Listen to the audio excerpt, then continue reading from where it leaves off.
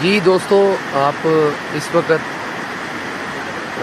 آزاد جموں کشمیر میں نیلم جیلم دریا کے اوپر یہ جو سامنے گھوڑے نظر آ رہے ہیں اور ان کے ساتھ جو آرمی نظر آ رہی ہے یہ انڈیا کی ہے، اور آزاد جموں کشمیر کیرن میں موجود ہیں۔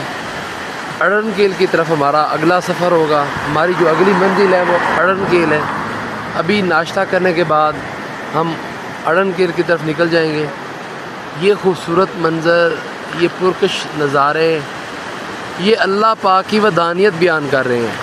یہ بتا رہے ہیں کہ اللہ ہے، یہ بتا رہے ہیں کہ یہ سب کچھ کرنے والا اللہ ہے۔